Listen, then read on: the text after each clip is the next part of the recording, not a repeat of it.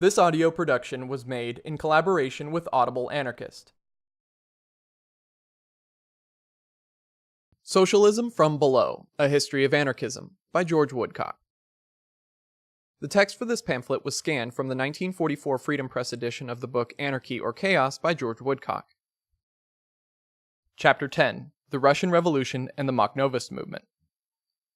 Anarchism is a doctrine which in the past was associated as intimately with Russia as communism is today.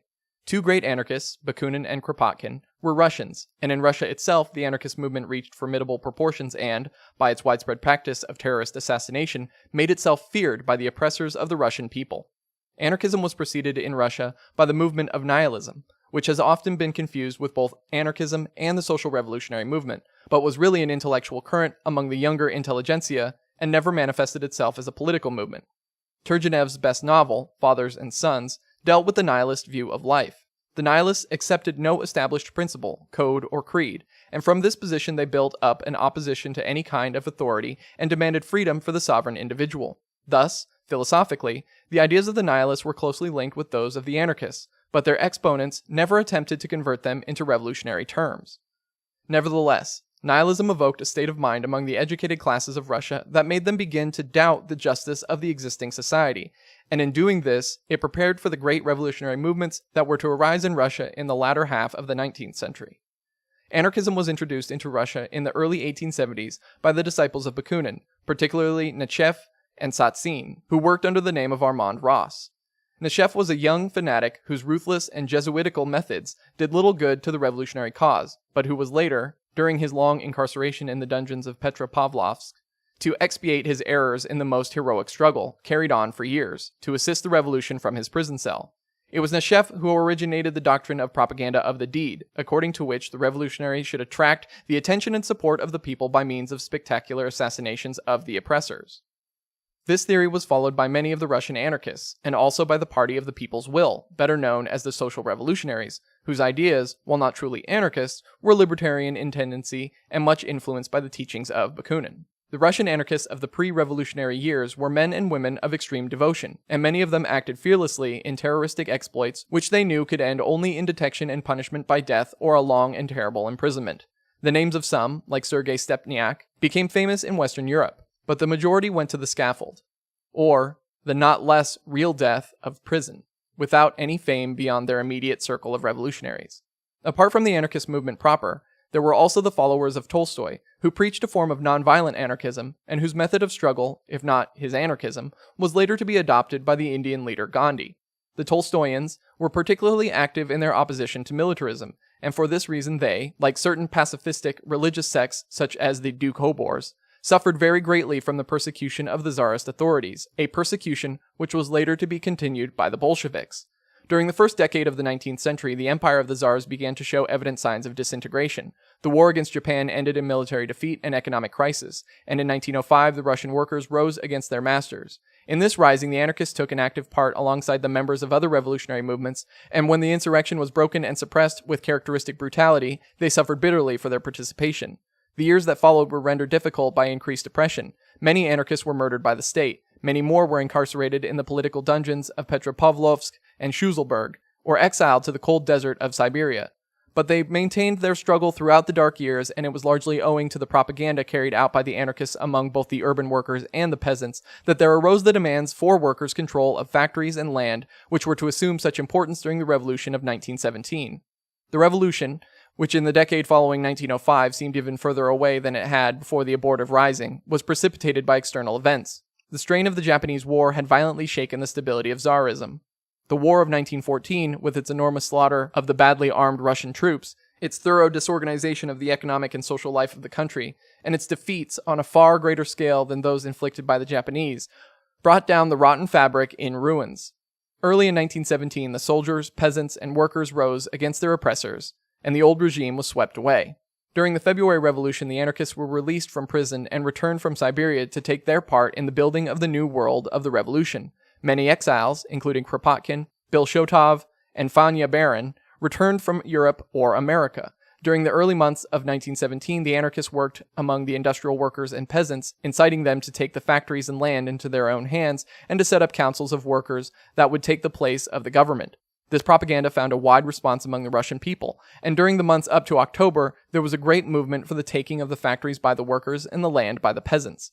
The Bolsheviks, realizing that an open propaganda for their political object of seizing and operating the government in order to set up a socialist state would make little appeal to the Russians, decided on the Machiavellian tactic of appearing to support the anarchist ideas, and, led by Lenin, put about as their own slogans the demands already made popular by the anarchists of all power to the Soviets and the factories to the workers and the land to the peasants.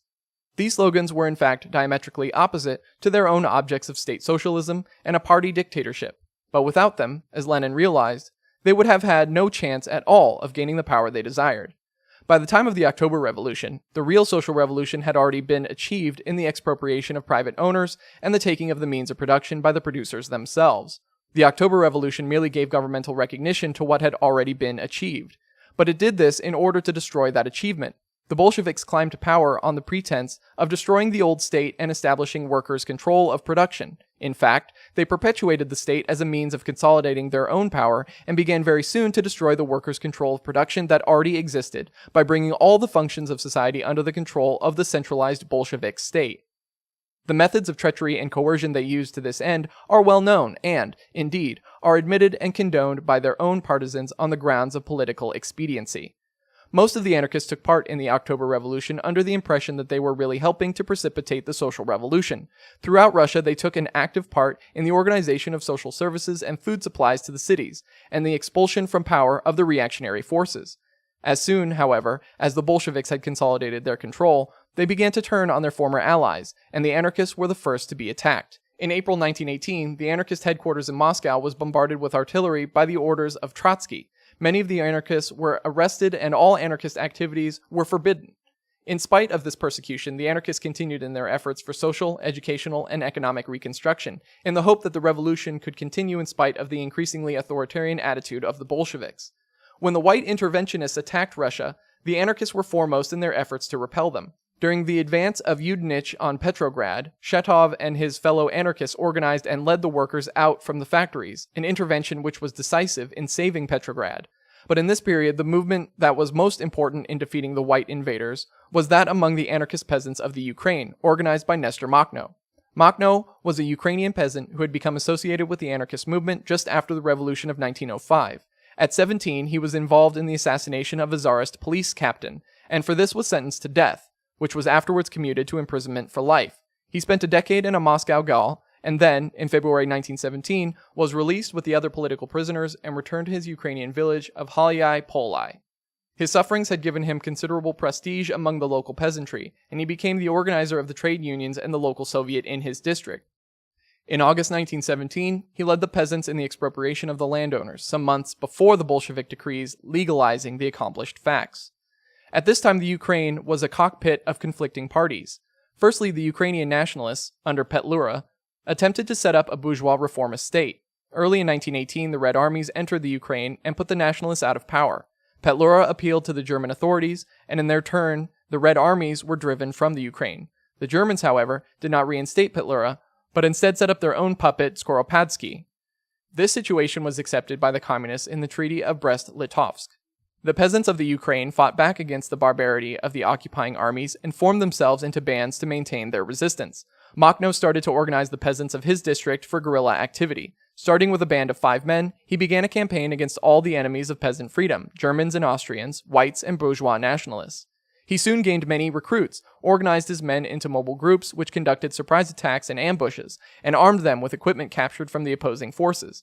The peasants throughout southern Ukraine began to look towards these anarchist bands as their saviors from oppression.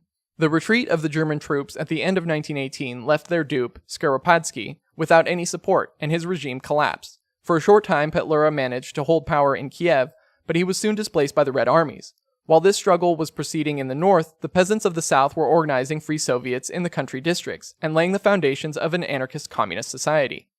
Before long, however, the anarchists were faced by the danger of the White Armies under Denikin, who, assisted with money and arms from the Allied powers, were advancing north into the Ukraine. The guerrilla army succeeded in holding off the superior white forces from passing further north into the body of Russia, but the Bolsheviks saw their success with jealousy and feared the possibility of the Ukraine being held by an anarchist movement which had already gained such prestige among the peasantry. As soon as they felt secure enough, therefore, they declared Makhno an outlaw and shot as many known anarchists as they could seize. Makhno, in hiding, continued to fight a guerrilla action against the whites. Without his assistance, the Red armies were being pushed steadily out of the Ukraine, and at last Makhno decided to intervene. He issued an appeal to the anarchists who had remained in the Red Army, and they immediately deserted their Bolshevik commanders and rejoined him in the south. They formed an army of 15,000 men and began another offensive against the whites. They were, however, very short of ammunition. Even during the period of so-called alliance, the Bolsheviks starved the anarchists of war materials, and had to retreat until eventually the anarchist columns were cornered 100 miles from the Romanian frontier. But, by means of a successful ruse, the White Army was routed. This action started the general withdrawal of the interventionist forces, which proved the turning point of the Civil War, and, ironically, saved Russia not for the revolution, but for the Bolshevik tyranny. After Uman, the anarchists proceeded to free the Ukraine, taking by surprise the towns in the interior which had not yet learnt of the events on the seacoast. They even took the industrial centers of Ekaterinoslav and Alexandrovsk, and held them until typhus halved their effective power and enabled the main White Army, retreating from the north, to dislodge them. The Whites were followed by the Reds, and again Makhno had to face the Bolsheviks. The Bolsheviks ordered the anarchist troops to the Polish frontier, but they refused to go, and fighting broke out between the two armies, which lasted for 9 months, and was carried on by the Bolsheviks with the utmost brutality, including the execution of all prisoners. This internecine struggle continued until, during the war between Russia and Poland, the Whites, who had continued to hold the Crimea, advanced once more into the Ukraine. For a time, Makhno had to fight both the Bolsheviks and Wrangel, and it was not until the Polish War took an unexpectedly bad turn that the former decided to serve their own ends by accepting Makhno's proposals for joint action. An agreement was made in October 1920. Among its political clauses were undertakings on the part of the Bolsheviks to set free all anarchists in prison and to allow freedom of press and propaganda. A further clause, subject to ratification by the Moscow authorities, allowed tentatively for the territory held by the anarchists to be granted, quote, free organs of political and economic self-government in autonomous and federative connection based on agreements with the government organs of the Soviet Republic, unquote. It is in accordance with communist morals that the last clause should never have been ratified, that the two former clauses should not have been fulfilled, and that during the period of the accord with Makhno, the persecution of anarchists should have continued throughout Russia. The campaign resulted in the rapid defeat of Wrangel, whose army was driven out of the Ukraine, back into Crimea, and there was totally destroyed. Having used the anarchists for their own salvation, the Bolsheviks now decided to remove the danger represented by the anarchist forces and the Free Soviets in the Ukraine. The Red Army moved into South Ukraine, and Makhno found himself once more an outlaw. Once again, he started a guerrilla campaign, but this time the forces against him were of greater numerical superiority than before and had managed to detach him from his own district. In addition, his own early success, together with the Tambov peasant revolt and the Kronstadt rising against the Leninist tyranny, described in detail by Alexander Berkman and Anton Seliga, had awakened the Bolshevik leaders to the fact that they must make at least some concessions to the peasants if they were to remain secure in power. They therefore instituted the new economic policy, which placated many of the farmers and caused a split in the country districts, which robbed the anarchists of the solid body of support they could previously expect from the peasants.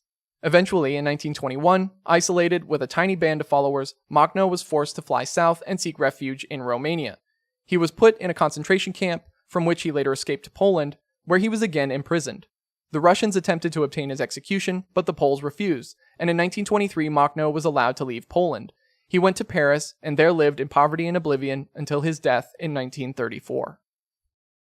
Today, in Russia, his name is obscured and sullied by scandal, and the anarchism he represented is driven into the recesses of men's hearts by one of the cruelest oppressions in history. But when the governing class of Russia is destroyed in the revolution that will follow the present war, the libertarian beliefs that owed so much to Russians and had so great an influence in the 1917 revolution will certainly reappear.